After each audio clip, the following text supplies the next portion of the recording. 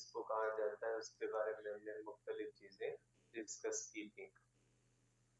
आज हम डिस्कस करेंगे कूलम्स लॉ के बारे में कि कूलम्स लॉ क्या होता है या कूलम्स लॉ में किन चीजों के बारे में बताता है।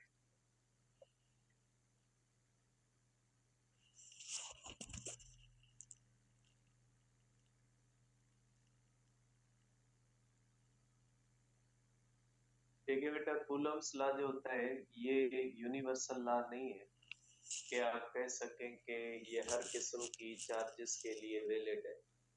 ये सिर्फ और सिर्फ ऐसी चार्जेस के लिए वैलिड है जो पॉइंट चार्जेस हो, ठीक है, और स्टेशनरी चार्जेस हो और जिनके दरमियान डिस्टेंस 10⁻⁻15 मीटर ना हो।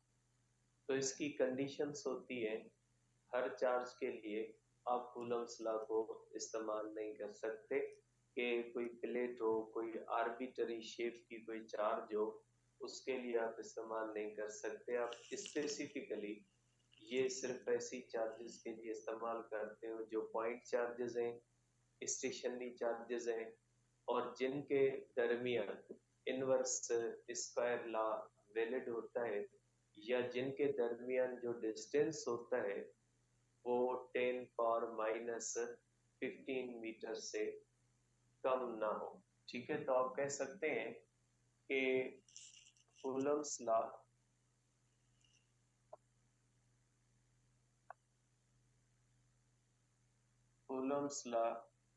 is used to calculate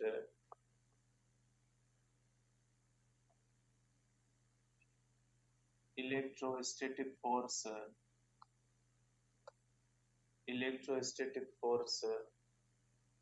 between charges quantitatively।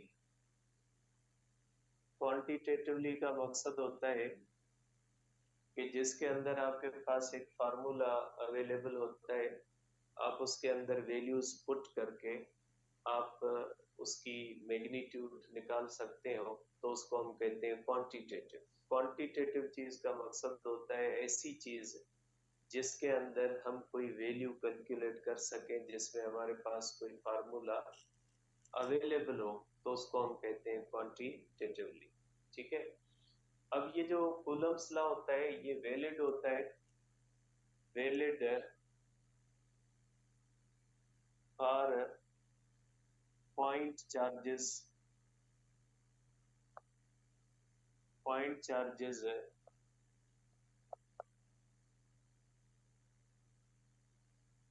ये जो होता है वो वैलिड होता है for point charges which are stationary. ये स्टेशनरी पॉइंट चार्जेस के लिए वैलिड होता है या वैलिड होता है valid when inverse square law. Inverse square law क्या है कूलम्स लॉ के अंदर देखते हैं। Inverse square law is applicable. जहां पे इनवर्स स्क्वायर लॉ जो होता है वो अप्लीकेबल होता है। Not valid when distance between charges is less than 10⁻⁻15 metre. या ये आप ये भी कह सकते हैं कि ये तब भी वैलिड नहीं होता जब कोई ऑब्जेक्ट्स बड़े होते हैं, जैसे प्लैनेट्स वगैरह के ऊपर जो चार्जेस होती है, इतनी बड़ी चीजों के लिए भी आप इसको अप्लाई नहीं कर सकते। ये यूनिवर्सल लॉ नहीं है, ये आप कह सकते हैं फंडामेंटल लॉ ऑफ इलेक्ट्रोस्टैटिक्स है। हर किस्म की चार्जेस के लिए वैलिड नहीं होता है, स्पेसिफिक कंडीशंस के अंदर ये वैलिड होता है, उन कंडीशंस के सिवा ये वैलिड नहीं होता। जो इसके अंदर मोर जो है वो आप कह सकते हैं जो बड़ा लॉ है वो है गासेस लॉ। गासेस लॉ हर किस्म की चार्जेस के लिए अप्लीकेबल होता है, हर किस्म की चार्जेस के लिए आप अप्लाई कर सकते हैं। गासेस लॉ का स्पेशल जो है वो पार्ट आप कह सकते हैं, गासेस लॉ की स्पेशल कंडीशंस जो होती हैं वो कूलम्ब्स लॉ है। क्योंकि कूलम्ब्स लॉ आप स्पेशल केस कह सकते हैं कि कूलम्ब्स लॉ सिर्फ पॉइंट चार्जेस के लिए इस्तेमाल होता है। पॉइंट चार्जेस का मकसद होता है ऐसी चार्जेस जिनका स्फेरिकल शेप हो और जिनकी इलेक्ट्रिक फील्ड उन चार्जेस के साइज से बड़ी हो। जैसे sun is called point source of light, इसलिए कि सन की साइज जो होती है वो छोटी होती है उस एरिया से जिस एरिया के अंदर सन की लाइट पहुंच रही है, इसलिए sun is called point source of light. तो ये इसके लिए वैलिड होता है। अब ये कहता क्या है कूलम्ब्स लॉ? कूलम्ब्स लॉ के अंदर जो पहला हम पढ़ते हैं वो ये होता है कि अगर दो चार्जेस जो होती है वो वैक्यूम के अंदर मौजूद है। सपोज करें दो चार्जेस है, एक चार्ज Q1 है और एक चार्ज Q2 है, ठीक है। अब जो इनके दरमियान अट्रैक्टिव फोर्स भी हो सकती है, रिपल्सिव भी हो सकती है। अट्रैक्टिव तब होगी जब अनलाइक चार्जेस होंगी, रिपल्सिव तब होगी जब लाइक चार्जेस होंगी। दो एक जैसी चार्जेस के दरमियान रिपल्सिव होगी और दो अपोजिट चार्जेस के दरमियान ये अट्रैक्टिव होगी। तो पहली पॉइंट जो ये लॉ कूलम ने डिस्कवर किया था, आपको पता है, using torsion balance, same mechanism जो यूज हुआ था ग्रेविटेशनल लॉ के अंदर। ग्रेविटेशनल लॉ के अंदर जो मैकेनिज्म इस्तेमाल हुआ था वही सेम मैकेनिज्म इस लॉ के अंदर इस्तेमाल हुआ और सेम जो है वो डिवाइस है जिसको हम कहते हैं टॉर्शन बैलेंस। टॉर्शन बैलेंस के थ्रू हमने किया था और ये लॉ कहता है कि force is directly proportional to the Q1 product of charges. Product of charges का मकसद है कि ये फोर्स जो होती है दो चार्जेस के दरमियान म्यूचुअल फोर्स है। म्यूचुअल फोर्स का मकसद है सिर्फ एक चार्ज दूसरी चार्ज के ऊपर फोर्स नहीं लगाती। अगर ये चार्ज इसके ऊपर लगाती है तो ये चार्ज इसके ऊपर लगाती है। इसको म्यूचुअल कहते हैं कि दोनों चार्जेस म्यूचुअली एक दूसरे को अट्रैक्ट करती है और म्यूचुअली एक दूसरे को रिपेल करती है। म्यूचुअल फोर्स है। और दूसरी बात इससे ये भी आती है कि जब दो इक्वल चार्जेस होती हैं तो दो इक्वल चार्जेस के दरमियान जब ये म्यूचुअल फोर्स होती है ना, तो म्यूचुअल फोर्स का मतलब होता है कि जितनी फोर्स एक चार्ज दूसरे के ऊपर लगाएगी उतनी दूसरी चार्ज एक चार्ज के ऊपर लगाएगी। फॉर एग्जाम्पल, अगर ये पेन है, इसका वेट अगर 2 न्यूटन है, इसका मतलब ये हुआ कि अर्थ इसके ऊपर 2 न्यूटन फोर्स लग रही है। इसका मतलब ये भी हुआ कि ये पेन अर्थ के ऊपर 2 न्यूटन फोर्स लग रही है। तो जितनी फोर्स अर्थ किसी और ऑब्जेक्ट के ऊपर लगाती है इतनी फोर्स वो ऑब्जेक्ट अर्थ के ऊपर लगा। इसको हम कहते हैं म्यूचुअल, जिसमें इक्वलिटी हो। जितनी फोर्स एक चार्ज की दूसरी चार्ज के ऊपर होगी उतनी दूसरी चार्ज की पहली चार्ज के ऊपर होगी। भले एक चार्ज 1 कूलम है, दूसरी 100 कूलम है। ऐसा नहीं होगा कि 1 कूलम की 100 के ऊपर कम हो और 100 की 1 के ऊपर ज्यादा हो, क्योंकि जब आप कैलकुलेट करोगे ना तो दोनों चार्जेस की प्रोडक्ट लोगे तो दोनों की एक दूसरे के ऊपर जो फोर्स होगी वो इक्वल हो जाएगी। और ये जो फोर्स होती है वो inversely proportional to the square of the distance होती है। इसको हम कहते हैं ये inverse square law. Inverse square law का मकसद है कि जब force inversely proportional to the square of the distance हो, और इन दोनों चार्जेस के दरमियान ये जो डिस्टेंस हम लेते हैं ना, ये सेंटर टू सेंटर लेते हैं, क्योंकि ये फोर्स जो होती है ये सेंट्रल फोर्स है। ठीक है, आप कह सकते हैं कि ये फोर्स जो होती है वो इलेक्ट्रोस्टैटिक फोर्स सेंट्रल फोर्स होती है। एक चार्ज के सेंटर और दूसरे चार्ज के सेंटर के दरमियान होती है। इसलिए हम कहते हैं कि ये जो फोर्स है ये सेंट्रल फोर्स है, ठीक है। तो सेंट्रल फोर्स का मकसद है डिस्टेंस जो हम लेंगे वो फ्रॉम सेंटर टू सेंटर लेंगे, डिस्टेंस जो हम लेंगे वो फ्रॉम सरफेस टू सरफेस नहीं लेंगे, डिस्टेंस हम जो होता है वो सेंटर से लेते हैं, सेंट्रल फोर्स कहते हैं। अब ये जो फोर्स होती है ये फोर्स लॉन्ग रेंज फोर्स है, लॉन्ग रेंज फोर्स होती है। लॉन्ग रेंज का मकसद है ये बहुत लंबे डिस्टेंस तक एक्ट करती है। आप इसकी अगर फार्मूला बनाओगे तो ये हो जाएगा हमारे पास KQ1 Q2 upon R square.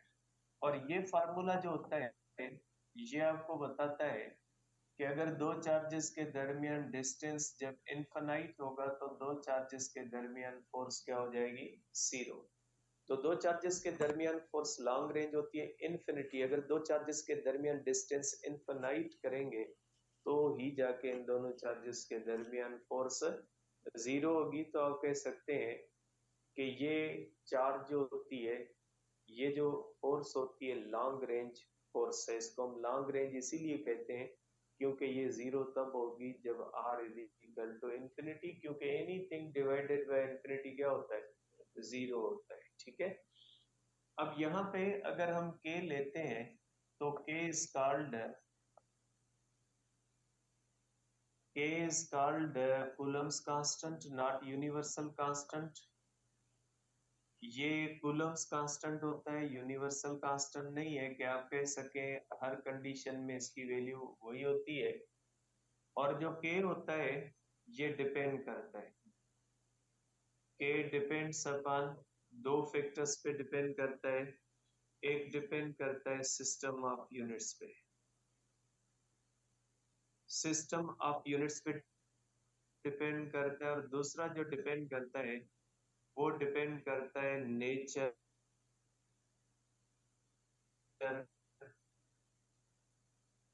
Of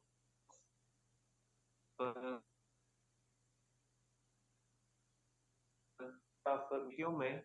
तो 4 पाए एप्सिलॉन नॉट, और इसकी वैल्यू होती है 9 इंटू 10⁹ न्यूटन मीटर स्क्वायर पर कूलम स्क्वायर।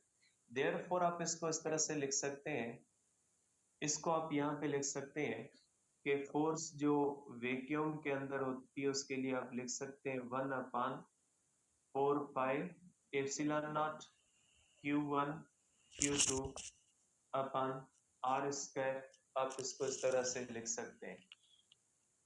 अब यहाँ पे जो एप्सिलॉन नॉट है, एप्सिलॉन नॉट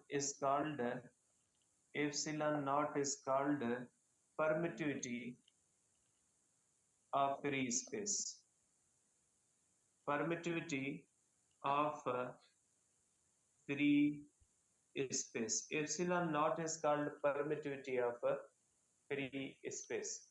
तो आप कह सकते हैं कि दो चार्जेस के दरमियान अगर कोई मीडियम नहीं है, उनके दरमियान वैक्यूम है, तो फिर ये जो है वो force 1/4 pi epsilon nought Q1 Q2 upon R square होती है, ठीक है। अब अगर इन दोनों चार्जेस के दरमियान कोई और मीडियम हम इंट्रोड्यूस कर लेते हैं, मीडिया कोई भी मीडिया हो सकते हैं, मुख्तलिफ होते हैं मीडिया, जैसे फॉर एग्जांपल इंसुलेटर भी हो सकता है, एयर भी हो सकती है, कंडक्टर भी हो सकता है, तो डिफरेंट मीडिया हो सकते हैं। अब ये जो फोर्स होती है इसकी नेचर डिफरेंट है डिफरेंट मीडिया के अंदर।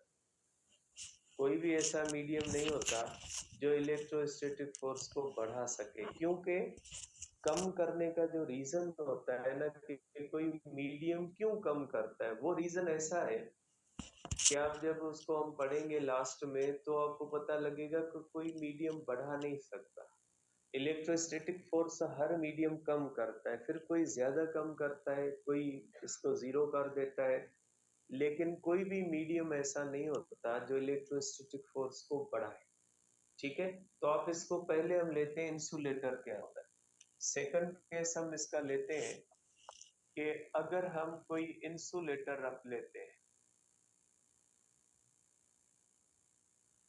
इंसुलेटर के अंदर क्या होता है कि अगर इसके अंदर इंसुलेटर हम रखते हैं चार्जेस के दरमियान, या पहले एयर का केस कर लेते हैं उसके बाद insulator.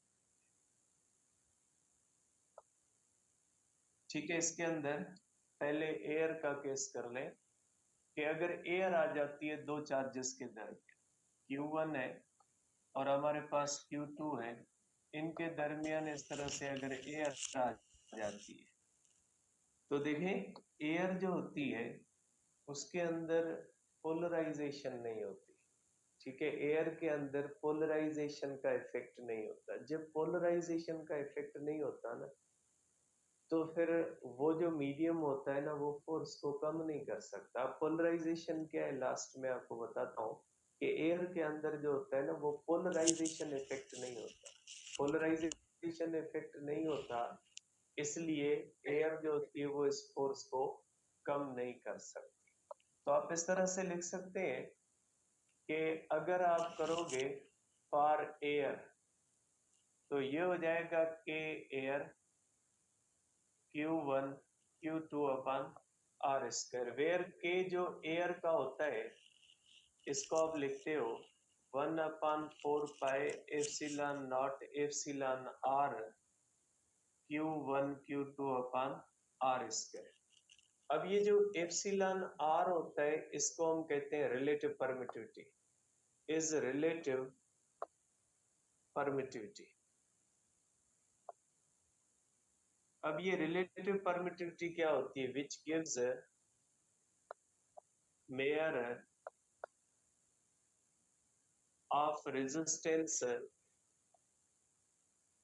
offered by any medium offered by any medium to electrostatic force,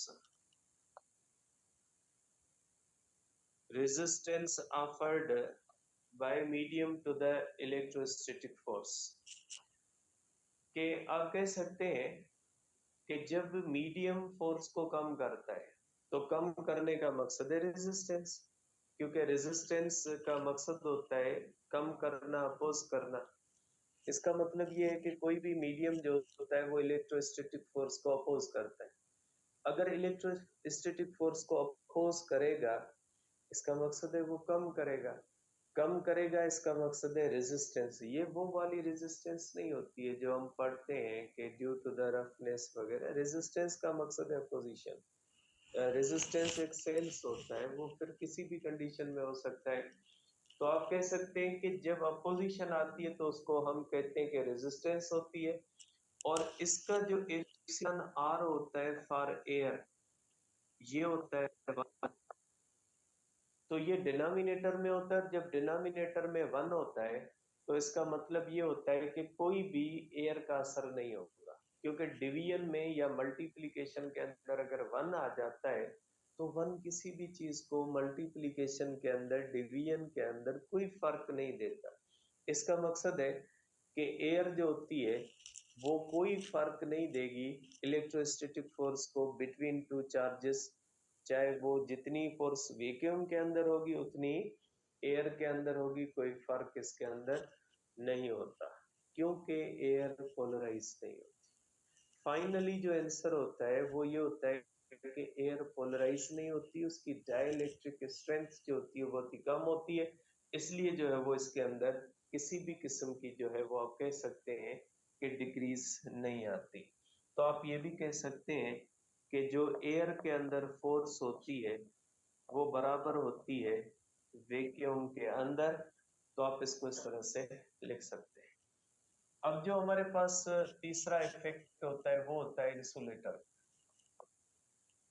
अगर हम इंसुलेटर रखते हैं तो इंसुलेटर के लिए अगर हमारे पास दो चार्जेस हैं, Q1 है, Q2 है, अगर इनके दरमियान हमने कोई इंसुलेटर रख दिया है, कोई ब्लॉक हो, स्लेब हो, कुछ भी हम रख सकते हैं। अगर हमने इंसुलेटर रख दिया है तो इनके दरमियान जो फोर्स होती है, ये फोर्स इंसुलेटर की हो जाती है 1/4 pi epsilon nought epsilon R Q1 Q2 upon R square. वैसे भी आपको पता है epsilon R relative permittivity, relative का मकसद है with respect to the something.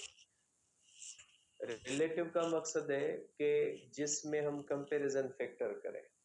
Epsilon R की वैल्यू जो होती है ना, वो हमें ये बताती है कि वो मीडियम एयर के मुकाबले में फोर्स को कितना कम कर सकता है।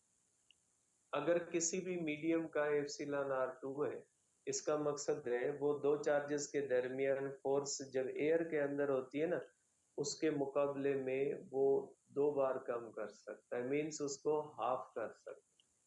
ठीक है, तो आप कह सकते हैं कि एप्सिलॉन आर जो है ना, उससे हमें पता लगता है कि वो मीडियम जो होता है वो कितनी टाइम्स जो है वो फोर्स को डिक्रीज करता है। अगर एप्सिलॉन आर 4 है, इसका मतलब है कि वो मीडियम एयर के मुकाबले में इलेक्ट्रोस्टैटिक फोर्स को 4 गुना जो है वो कम कर देता है। ठीक है, तो ये हो जाएगा आपके पास इंसुलेटर। अब इंसुलेटर का जो एप्सिलॉन आर होता है, एप्सिलॉन आर फॉर इंसुलेटर, इसकी वैल्यूज डिपेंड करती हैं डिफरेंट इंसुलेटर्स पे। ग्रेटर देन 1 होती है और लेस देन इंफिनिटी होती है। डिफरेंट इंसुलेटर की डिफरेंट स्ट्रेंथ होती है, क्योंकि डिफरेंट इंसुलेटर में पोलराइजेशन इफेक्ट डिफरेंट होता है।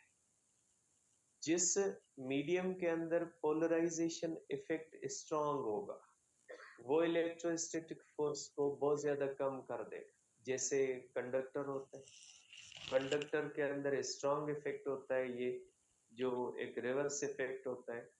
और जो इंसुलेटर्स होते हैं, डिफरेंट इंसुलेटर्स के अंदर ये डिफरेंट होता है, किसी में कम होता है और किसी में ज्यादा होता है। और स्पेशली ऐसी चीजों के अंदर ये कम होता है जिस मीडियम के इलेक्ट्रॉन्स टाइटली बाउंडेड है विद देयर न्यूक्लियर।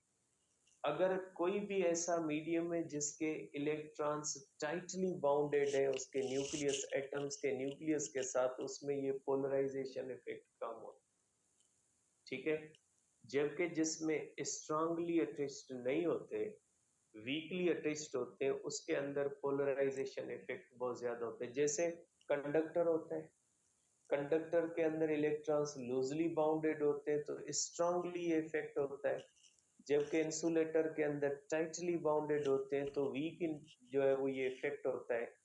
तो ये कुछ पैरामीटर्स होते हैं जिनसे हमें पता लगता है कि ये मीडियम ज्यादा कम करेगा या इसका कम इफेक्ट होगा। ठीक है, तो आप कह सकते हैं कि इसका इंसुलेटर का 1 से ज्यादा होता है, इन्फिनिटी से कम होता है। डिफरेंट है फॉर डिफरेंट इंसुलेटर्स। अब इसके बाद अगर हम करते हैं कि हमारे पास कोई भी कंडक्टर आता है, अगर हमारे पास कंडक्टर हो तो कंडक्टर अगर हम रख देते हैं दो चार्जेस के दरमियान इस तरह से, अगर दो चार्जेस के दरमियान हम कंडक्टर रख दें, अगर दो चार्जेस के दरमियान हम कंडक्टर रख देंगे ना, तो आपको पता है एप्सिलॉन जो आर होता है ना कंडक्टर का, वो इनफाइनाइट होता है। कंडक्टर का जो एप्सिलॉन आर होता है वो इनफाइनाइट होता है। इनफाइनाइट का मकसद है कि कंडक्टर को इलेक्ट्रोस्टैटिक फोर्स को रोकने की इनफाइनाइट सलाहियत होती है। इनफाइनाइट सलाहियत का मकसद है कि कंडक्टर इलेक्ट्रोस्टैटिक फोर्स को जीरो कर सकता है। ठीक है, तो दो चार्जेस के दरमियान अगर कंडक्टर रख दे, फिर वो कंडक्टर की शीट हो, चाहे वो कंडक्टर का कोई स्लिप हो, कोई पीस हो, उसकी थिकनेस मैटर नहीं करती।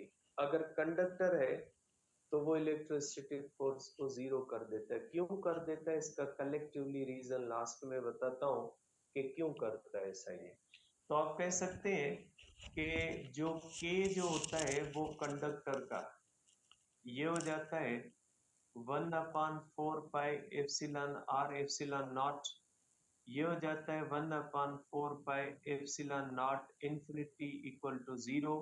देयरफॉर कंडक्टर के अंदर जो फोर्स होती है वो जीरो हो जाती है। ठीक है, अब अगर इन सब की कंपैरिजन करें तो आप इसके अंदर लिख सकते हैं कि इलेक्ट्रोस्टैटिक फोर्स जो वैक्यूम या एयर इसमें सबसे ज्यादा होती है। उसके बाद ये होती है इंसुलेटर के अंदर। उसके बाद ये होती है कंडक्टर। कंडक्टर में सबसे कम 0 होती है। और जो K की वैल्यू वैक्यूम या एयर के लिए सेम होती है वो भी सबसे ज्यादा होती है। उसके बाद K जो होता है उसकी वैल्यू जो होती है वो होती है इंसुलेटर के लिए। उसके बाद जो K की वैल्यू होती है वो होती है कंडक्टर के लिए 0। और जो एप्सिलॉन आर होता है वो एयर का सबसे कम होता है। उसके बाद एप्सिलॉन आर होता है इंसुलेटर का। और उसके बाद जो होता है ये एप्सिलॉन आर जो होता है सबसे बड़ा कंडक्टर का। क्योंकि जिस मीडियम के अंदर फोर्स कम होगी उसके अंदर रेजिस्टेंस ज्यादा होगी, और जिसके अंदर रेजिस्टेंस ज्यादा होगी इसका मकसद है उसकी रिलेटिव परमिटिविटी जो होती है वो ज्यादा होती है। ठीक है, अब फर्दर इसको एप्सिलॉन आर और इनको यहां से भी निकाल सकते हैं कि एप्सिलॉन नॉट और एप्सिलॉन आर को मिला के एप्सिलॉन कहते हैं। और एप्सिलॉन का मकसद होता है एब्सोल्यूट परमिटिविटी। इन दोनों को मिला के हम एक ही फैक्टर कहते हैं कि एब्सोल्यूट परमिटिविटी। तो आप इसको मीडियम के लिए, मीडियम मीन्स कोई भी हो सकता है, इंसुलेटर, कंडक्टर, 1/4 पाई एप्सिलॉन भी लिख सकते हैं। जब आप एप्सिलॉन लिखते हैं तो फिर एप्सिलॉन आर की लिखने की जरूरत ही नहीं, क्योंकि एप्सिलॉन के अंदर एप्सिलॉन नॉट और एप्सिलॉन आर दोनों आ जाते हैं। और एप्सिलॉन आर का एक फार्मूला ये भी होता है कि एफ एयर और upon F medium. Epsilon R कभी भी 1 से छोटा नहीं होता, क्योंकि अगर 1 से छोटा होगा ना इसका मकसद है वो मीडियम फोर्स को बढ़ा देगा। और कोई भी मीडियम जो होता है वो फोर्स को बढ़ाता नहीं, हर मीडियम जो होता है वो कम करता है। इसलिए एप्सिलॉन आर की वैल्यू लेस देन 1 नहीं हो सकती, क्योंकि डिवीजन में फैक्टर अगर लेस देन 1 हो गया, डिनोमिनेटर अगर लेस देन 1 होता है तो रिजल्टेंट वैल्यू बढ़ जाती।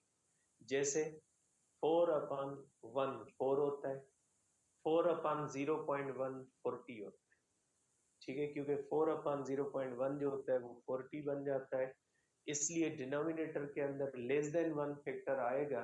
इसका मकसद है वो मीडियम इलेक्ट्रोस्टैटिक फोर्स को बढ़ा देगा, और कोई भी मीडियम जो होता है वो ऐसे नहीं करता।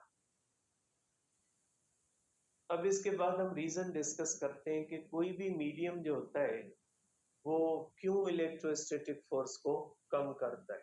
ठीक है, तो उसको देखते हैं। इसको एक क्वेश्चन की सूरत में देखते हैं कि वाई मीडियम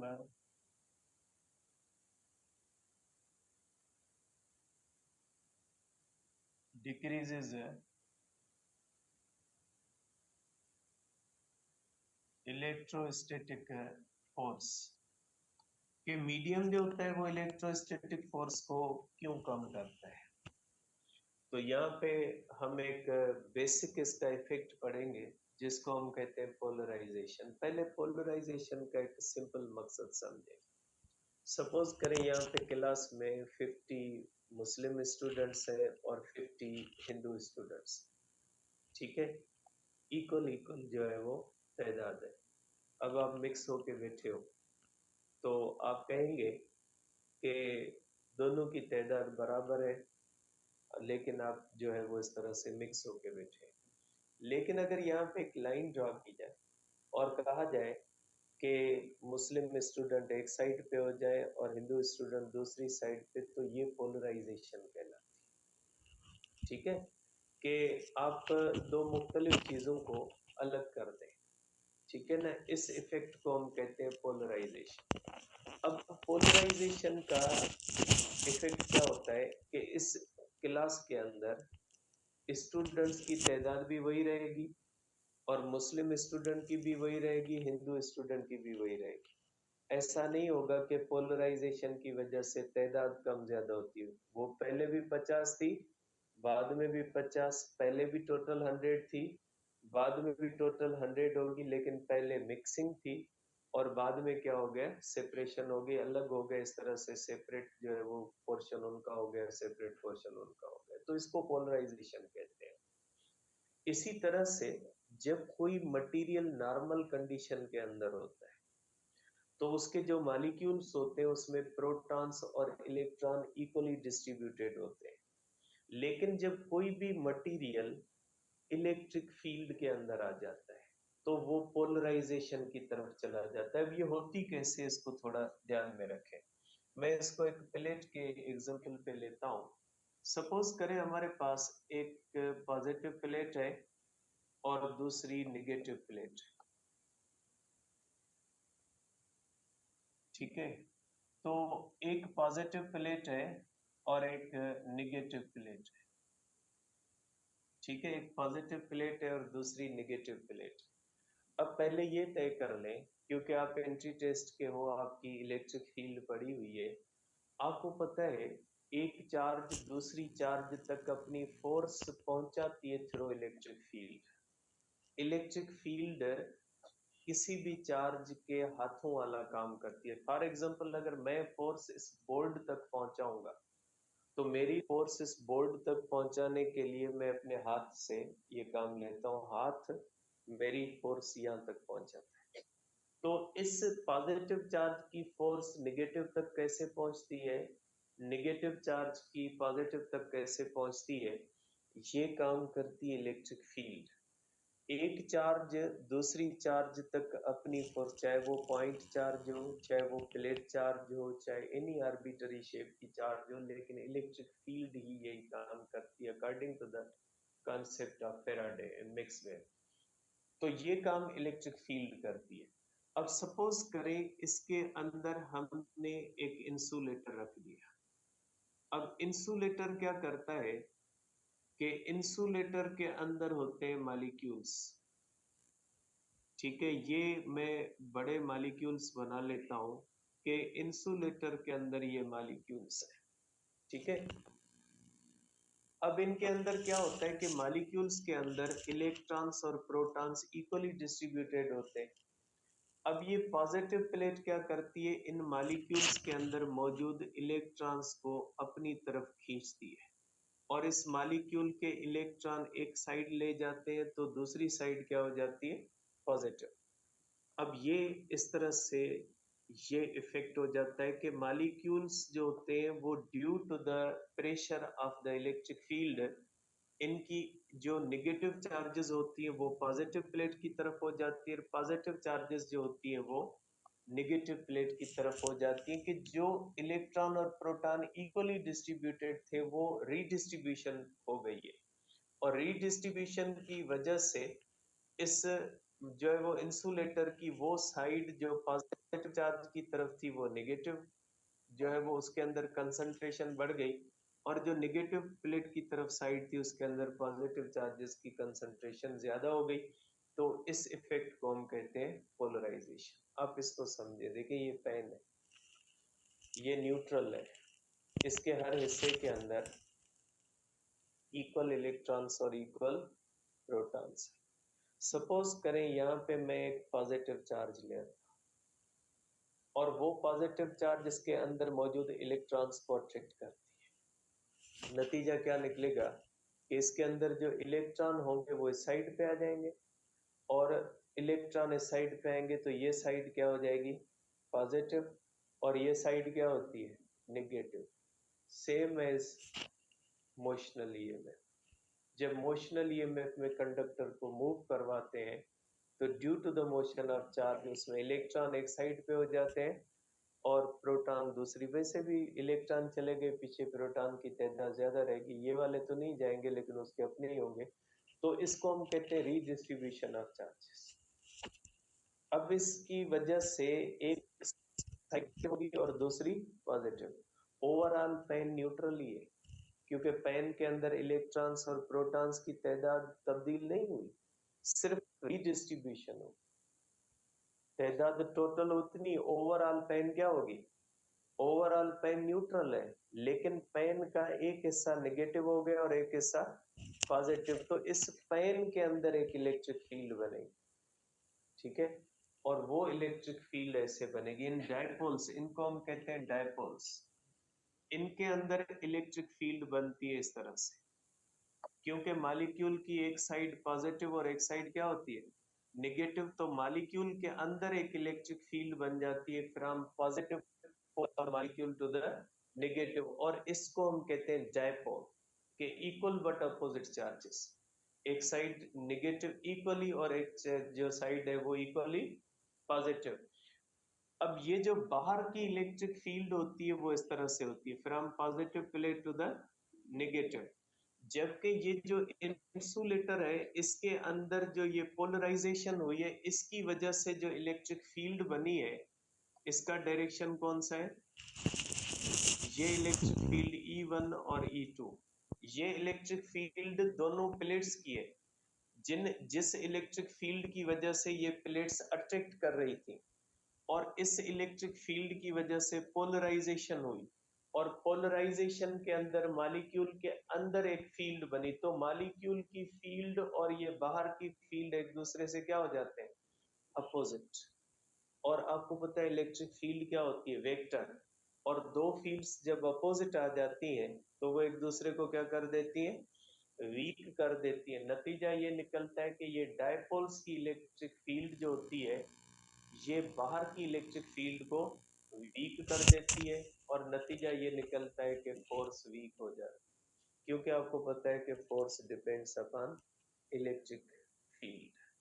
तो इंसुलेटर जो होता है वो जब हम किसी भी चार्जेस के दरमियान रखते हैं तो उस इंसुलेटर के ऊपर जो इलेक्ट्रिक फील्ड होती है वो उस इंसुलेटर के मॉलिक्यूल्स को डायपोल बना लेती है। डायपोल जो होता है उसके अंदर रीडिस्ट्रीब्यूशन ऑफ चार्जेस होती है, और रीडिस्ट्रीब्यूशन ऑफ चार्जेस की वजह से जो एक इलेक्ट्रिक फील्ड बनती है विद इन मॉलिक्यूल्स, वो इलेक्ट्रिक फील्ड उन चार्जेस के दरमियान इलेक्ट्रिक फील्ड्स को वीक कर देती है। और ये हर इंसुलेटर की डिफरेंट होती है, किसी इंसुलेटर के अंदर ये इफेक्ट ज्यादा होता है और किसी इंसुलेटर के अंदर ये इफेक्ट कम होता है। जिसके इलेक्ट्रॉन टाइटली बाउंडेड होते हैं वो इधर नहीं जाते, टाइटली बाउंडेड इलेक्ट्रॉन मूव नहीं करते तो इफेक्ट कम होता है और फोर्स कम जो उसमें डिक्रीज कम आती है। लेकिन कंडक्टर जो होता है ना उसके अंदर ये इफेक्ट बहुत ज्यादा है, क्योंकि इलेक्ट्रॉन लूजली बाउंडेड होते हैं। और कंडक्टर अगर आप रखोगे ना तो जितनी ये फील्ड होगी उतनी फील्ड अंदर बन जाएगी, इक्वल फील्ड बन जाएगी। और इक्वल अगर फील्ड बन जाएगी तो दोनों फील्ड्स एक दूसरे को क्या कर देंगे, जीरो कर देंगे, और इलेक्ट्रोस्टैटिक फोर्स क्या हो जाएगी, जीरो।